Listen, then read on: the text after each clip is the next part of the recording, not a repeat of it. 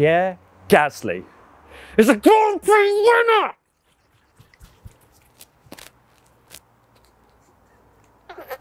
Yes! Let me take my, hold on. Goddamn mic off. My hands are so wet.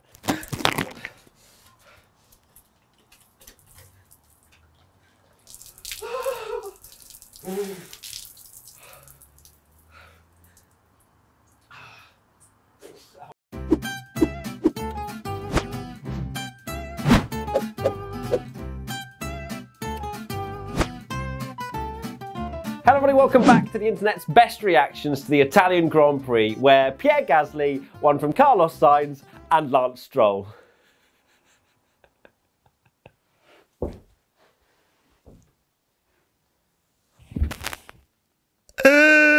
Now, before someone moans about the fact I've missed out an incident, or I've missed out a tweet, or I've missed out something, can we just take a moment to understand what on earth happened? It was definitely a race of two halves, wasn't it? The first half, which I can't really remember, but we're going to talk about it anyway, and the second half, which was just the most banging thing I've ever seen in my entire life. Let's get into your reactions. Let's begin at the very beginning of the first race of two, because the first race wasn't particularly great, was it? But it was still okay. And let's start with @VibeyVib, Sainz to Bottas on the start. It literally feels like 3 years ago that this first race happened, but I'll try and remember it anyway. Sainz obviously gets a great start. Valtteri Bottas, on the other hand, what's the man doing? I think I've got a puncture.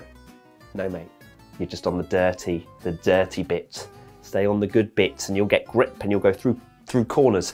At Eamon Monaghan P1, Lando Norris to Valtteri on lap 1. Can you sense there's a lot of Valtteri memes because Valtteri was just getting punted left, right and centre. Terrible. In the Mercedes, drops to P7 I think by lap 1. Good one. Yeah, great, nice. We thought it was all over, didn't we? Lewis out in front, Valtteri P7. It's over. Little did we know. I wish I could just like get amnesia and watch it again. At Painted Luck, both McLarens are on the podium, and they were at the start of the first half of the race. Sainz in P2, very comfortable. P3 for Lando, a little bit under pressure, but still pretty much consolidating that podium position. But it didn't matter, did it? It did not matter who was where, because it all kicked off. Why am I even talking about the first half of the race? Who cares? Because it was part of the race, even though it doesn't feel like it was. But yeah, McLarens were chilling until they weren't. At 1337 Gut, Bottas start be like. Yes, that's another Bottas meme. And I think we've got one more. We do indeed. At Sid's the name, Bottas is lap 1. Okay, we get it now, don't we? We understand Bottas had a terrible lap 1. I kind of just accepted that he is no longer going to fight for the championship. This race was when it really sunk in. But then he gained points on Hamilton and now I'm a believer again. It genuinely feels like an eternity ago that Sebastian Vettel was in the race, doesn't it? At Rhino Ryan 21, replay of Vettel's brakes failure into turn 1. I feel like Ferrari may have staged that brake failure just so that they didn't have to get overtaken by a Williams into turn 1. Conspiracy, I know. But you can obviously see that his rear brakes were on fire, so it wasn't that. But that was the kind of race that Ferrari needed to capitalise on. But I feel like even if Vettel and Leclerc was actually in a good spot, but even if Vettel was still in the race, I think he would have been sitting in Albon territory, and we know what kind of territory that is. Last.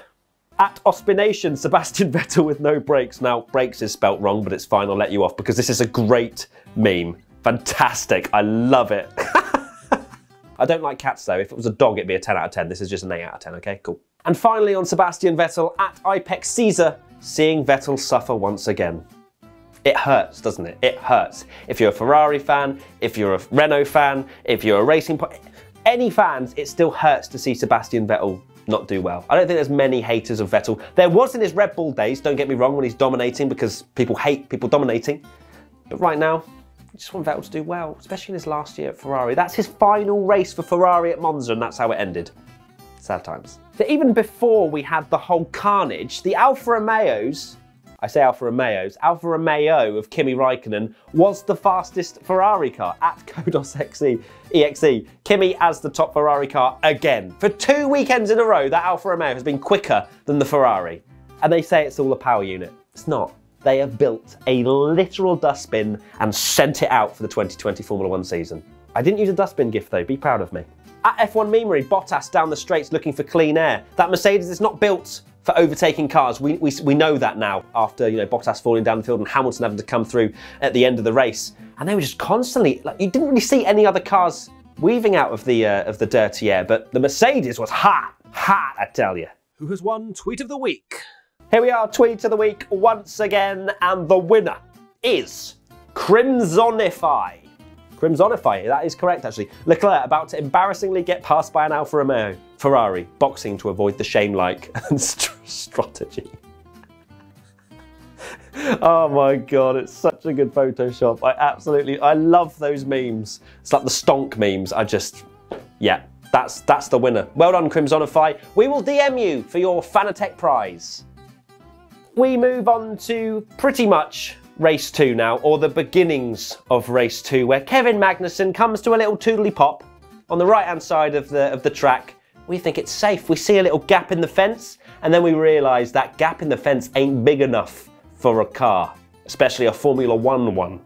So then the safety car comes out. Hamilton pits. Or should he have? No, he should not have, because the pit lane was closed. Hamilton gets a penalty, or gets investigated. So does Giovinazzi, and everything just blows up in my brain, and in everybody else's brain as well, I'm sure. It was carnage. At Jason26070, standings after the pit stops. Another one.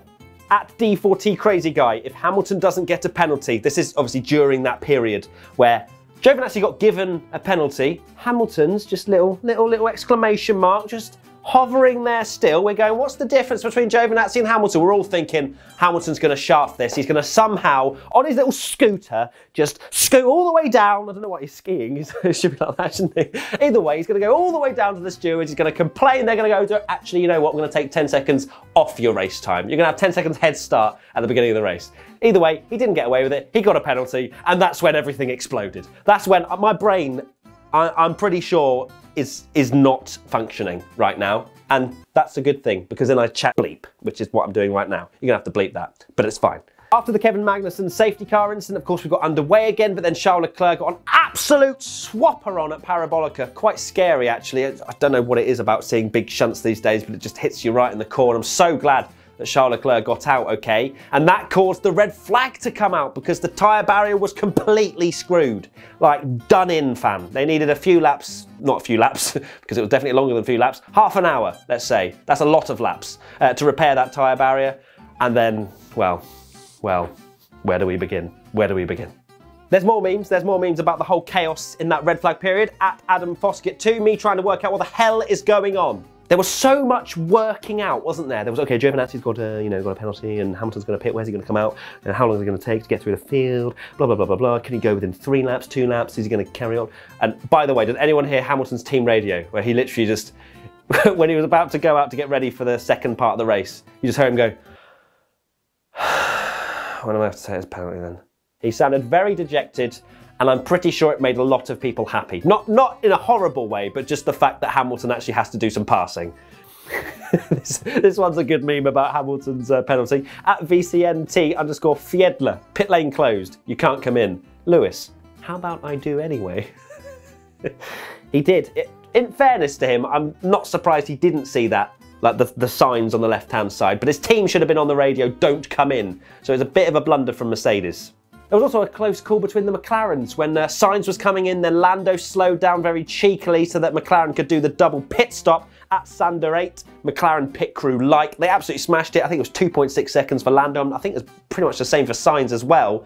And Lando got away with it, no penalty. Otherwise, there would have been a lot of heartbroken Lando Norris stands out there. I see you. We did start dreaming, didn't we, at Akmal Basihazis. If Alfa Romeo finished on the podium, we did get a little bit excited, especially Kimi on the softs. They went for the aggressive strategy. They finished 13th, but we won't talk about that. Kimi, at one point, was closing in on Gasly. And, I mean, can you imagine the scenes if Kimi had won in that Alfa Romeo around Monza? Unfortunately, it was a dog of a car, and he finished out of the points. But there was that tiny bit of hope, wasn't there? There really was. At Garrett7 Stephen, it pretty much sums up what we were all feeling, watching this race be like. I can see, Stephen, you were definitely going for Tweet of the Week with the use of Mr. Bean, which I enjoy, but it was maybe almost Tweet of the Week. I reckon he came 3rd. It was chaos, wasn't it? I'm still not over it. Tomorrow morning, I'm going to wake up and I'm going to be like, that didn't happen. Not a chance. It's Sunday again. Let's watch Monza. Oh no, Gasly won. Gasly won. I can't do this. No, I can't. I can't do it. We continue. At David Speed F1, Hamilton scoots around the paddock during red flag. Bottas. So true. Hamilton was scooting around everywhere and you just cut to Bottas who was just sat in his car. I am ready. I am speed. At Valtteri X99, I actually can't. That GIF is so overused, but I had to include it because it's exactly what I was feeling like during the entirety of the red flag / whatever that last part of the race was.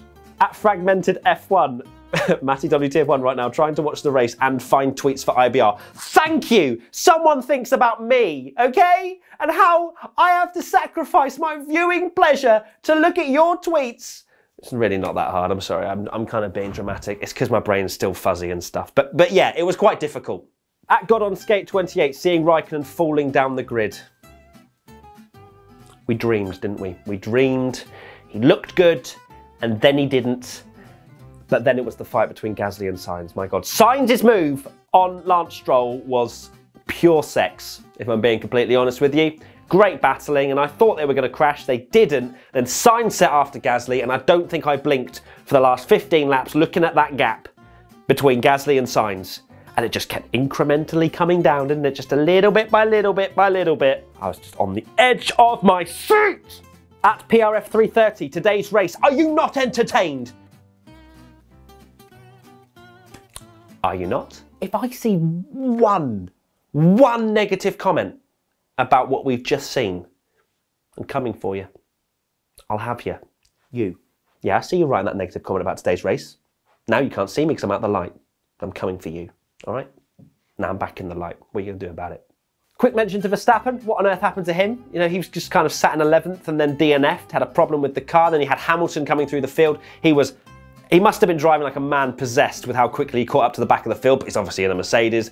And then he struggled, which I was actually quite surprised about. I thought it was just a Bottas thing. Turns out Hamilton, he's probably forgotten what it's like to race wheel to wheel. I don't think many people actually memed during these last 10 laps because everybody was watching the race. Because the next one is, of course, Pierre Gasly winning.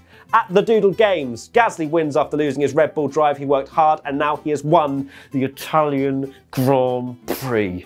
The emotions are high for that man. He's an extremely lovely fella, and the things he has gone through his own personal life and obviously losing Antoine Hubert, and then obviously career-wise being demoted from Red Bull, and now he's a race winner. Need to include this. I know it's a kind of a self shout out, but Tommy did a great tweet. WTF1 official. Whoever F1 accidentally did this, thank you for the single greatest jinx in the history of the sport. I'm pretty sure this isn't the only time they did that. On F1 TV, and I think lap 18, they announced that Lewis Hamilton had won. Like it said, Lewis Hamilton winner. I feel like F1 threw every jinx possible. Just firing jinxes to see if any of them sticks. They had the power of me as well and my jinxing on their side, and we did it. We always wondered what it would be like without Hamilton, Bottas and Verstappen at the front. Well, there you go. Give us reverse grid qualifying races. Give us something to mix up the grid. That was sensational. Now, this was almost tweet of the week. At Acculate_Rams, Horner and Marco seeing Gasly win. Oh, I bet they were so angry to see any... I mean, I don't know what their relationship's like, but after demoting him and then seeing literally an AlphaTauri win at Monza, and it's Gasly. At Hannah Schwabe, AlphaTauri crew crying while singing the anthem. I have goosebumps on my goosebumps. I don't know if that's even physically possible, but that was emotion, wasn't it? I'm just so gutted that there were no fans there for Gasly to just be like, yeah. It would have been such a, obviously it is a special occasion anyway, but that would have just been the icing on the cake for them because, you know, they're just down the road, the AlphaTauri team, and how have they won at Monza again? 2008 Sebastian Vettel as Toro Rosso, now Gasly. At Yrellied, letting an Italian team win by causing a red flag. So is this the Great Ferrari master plan? Now, I'm not suggesting that this is a Singapore Renault Nelson Piquet being told to crash into the wall so Alonso can win, but Ferrari just helped AlphaTauri win at Monza. Let that sink in. My favourite post from Instagram, race feeling. Ferrari fans hearing the Italian national anthem. Ferrari fans realising it isn't for Ferrari. Oh, that is sad, isn't it? That is very sad indeed. They'll be back, it'll be fine, although Carlos Sainz nearly winning in a McLaren when Ferrari couldn't even get into Q3 or score points. Social Media Team Championship time now, and before we begin for the Italian Grand Prix and who has scored points, I'm going to award a point to Williams Racing because the Williams family are stepping away from the team, and it's so sad to see after a huge amount of history in the sport, and I wish Claire and obviously the rest of the family all of our best wishes. Right, let's get straight to this then. In third position, we have Haas F1 team. Lap 21 of 53, the safety car is deployed so Kevin's car can be recovered. They quote tweet themselves, "You can thank us later." Kevin, driver of the day, easily. What? It should have had 100% of the vote. Don't know what anyone was thinking. It wasn't even the top 3. Have a word. 1 point. In second place, McLaren F1, public service announcement. Oh, it was so close, wasn't it? It was so close.